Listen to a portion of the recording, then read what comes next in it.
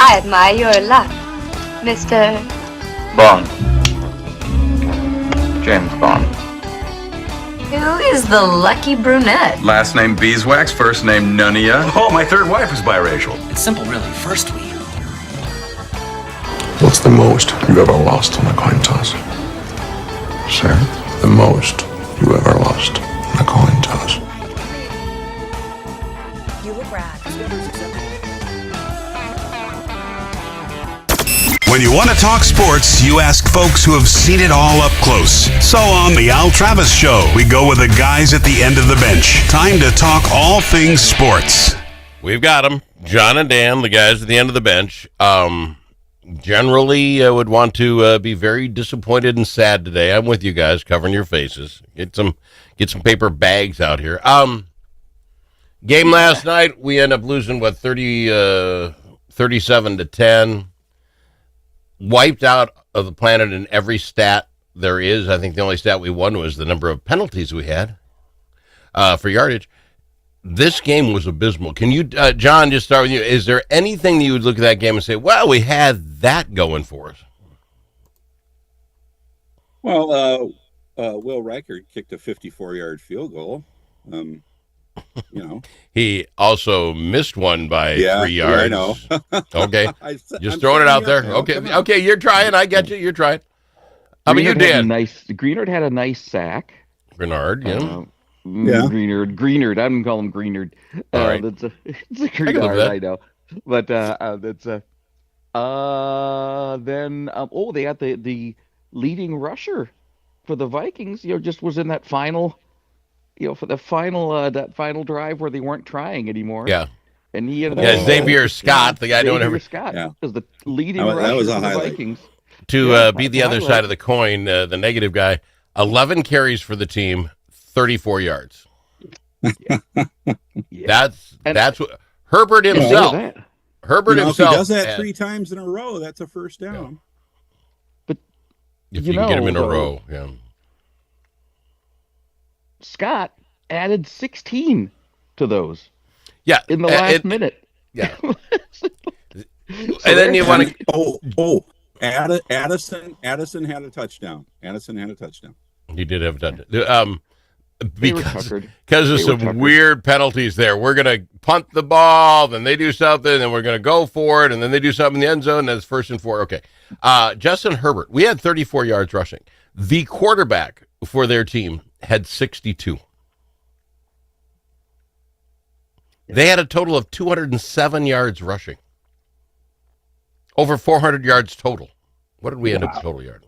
It was the most pathetic thing. I went and visited a fan discussion, online discussion thing going on late in the game, and Chargers fans were trying to console Vikings fans. That was embarrassing. They were saying, like, "Oh, guys, you got to understand. This they were on a short week right after 2 weeks overseas, and it's like, it's coming. It's I don't want to hear. It's like, oh, don't, no, don't. You know what's really hurting me, pity. Al? Go ahead. Watching Sam Darnold do so well. He is having a MVP caliber year over there in Seattle. I don't disagree. I'm just saying that I think I don't know why. I believe wholeheartedly we wasted this thing. We told the world we got the line, we got the defense, we signed everybody who wanted, got this kid, is going to be a number 1 quarterback. Yeah. You are 7 games into this year. Your number 1 quarterback has played all of 6 quarters, and he's had 1 good one. This offensive line stops nothing, absolutely nothing. And the brilliant vaulted defense that we have is absolutely been figured out. Somebody gave them the code book or whatever they call these kids, because we didn't stop anything. 200 yards rushing, 200 yards passing, 37 yards given up. The defense was cheese, Swiss cheese. I think that's let's do this. So we're 3-4, 7 games in. What do we got then? 10 games to go, right? 17 games in. Yeah. If we split those 5-5, we're an 8-win team. We have to win 7 of those last 10 games? And what leads you to think, either of you, look at me, we can win 7 of these next 10 games to do that, to get to 10 wins, which may get us into the playoffs? We can win 6. If we can beat our Okay. division rivals, Yeah. there's a chance. Total. Okay, this is what we're going to live on. What in this game said we had a chance? I saw nothing on this team that says we are ready, we are sparked, we're ready to go. So anyway, back to my point. You spent all But this if you're money, a get coach, everything you done. put that behind you. It's done. You can't do anything about it. You look forward. That's kind of like we were doing with the defense last night. Just looking forward. Where they can, don't worry about that play. They crushed us. I think Flores, he was the next great quarterback and going to be the next great coach. I don't know that this isn't crushing him and his chances to go somewhere and become a head coach. This defense, which was vaulted for 3 games, has been absolutely obliterated the last 3. Somebody figured something out. And KOC, the quarterback whisperer, trying to find what his quarterback rating was, 67.5. Oh, Yeah, I think KOC is going to be much better with the younger quarterbacks who have not yet developed who they are. Yep. Agreed. So I don't blame Carson Wentz on KOC.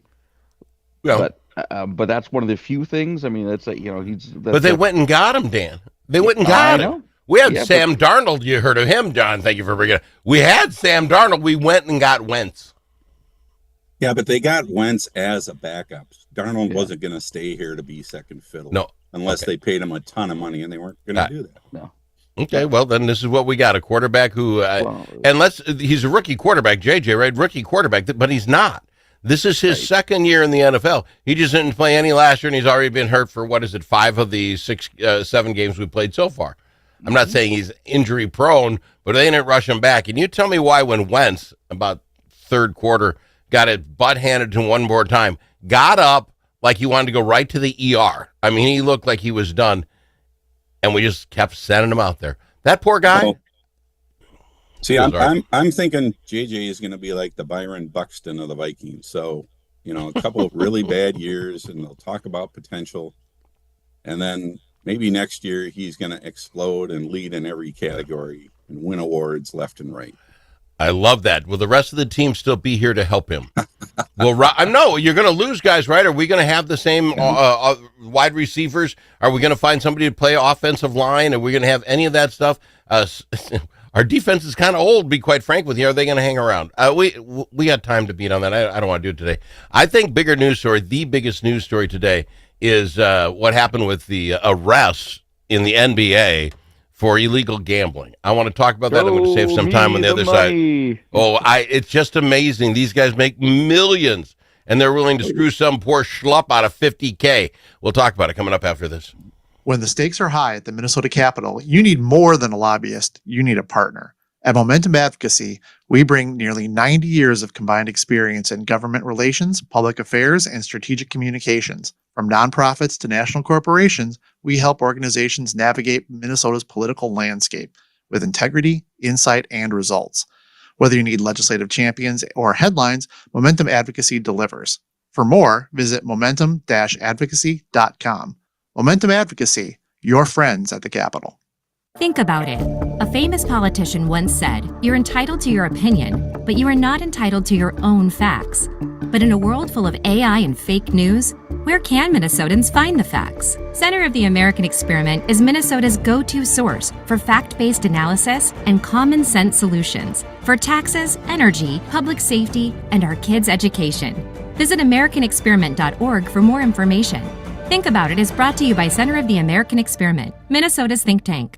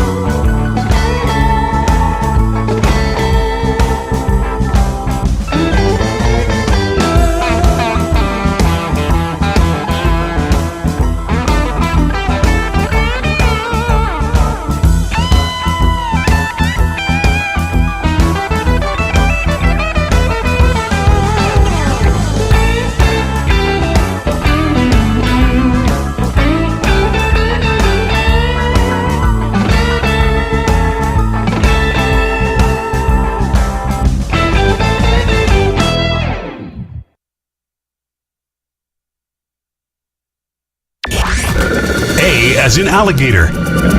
L also in alligator. But it's not alligator. It's the Al Travis Show. Lucky to have him, John and Dan, in with us talking about all things sports. NBA had a heck of a day yesterday, and it's not going to get any better. Some 30-some people were indicted for sports betting and game manipulation, fraud, high-stakes poker stuff. It's really Chauncey Billups, the big name people would know, also Rozier. Here's just an example. March 23rd, 2023, a game against the New Orleans Pelicans. Rozier, who played in the game for the Hornets, allegedly told Laster, a childhood friend, that he would remove himself from the game in the first quarter due to a supposed injury. According to the indictment, Laster allegedly sold that information to two bettors for about $100,000. What happened was they do this over/under. You can you can bet on anything anymore. How much will Rosette or whatever her name is? How much will he score? Over or under 20 points? And he tells guys, "I'm taking myself after the first quarter." He only scored 8 points. Everybody makes some money because they knew he would leave. The rest of the world did not. This is going to crush, in my opinion, gaming. Minnesota, you want gaming? You don't. I think that if this doesn't show you, you have to get out of it. They have to get the FanDuels and the rest out of this stuff because this is going to crush it. How can Joe Average Guy put his $5 down or 10 down on FanDuel and have some fun and know that the guys with all the money are setting it all up? John, your first thought on that? Yeah, it's going to rattle the industry because now they're going to look under every rock. They're going to look at every sport. You make an excellent point that, Joe Average, like us guys who are laying down $20 or something, are going to go, what the heck? Yeah. I'm trying to have a little fun here, and this thing is already fixed. It's already rigged against me. Yeah. It's going to be long investigation. There's going to be more names coming out. People are going to be dragged through the mud, and you got to ask yourself why these guys that make a boatload of money already are doing this.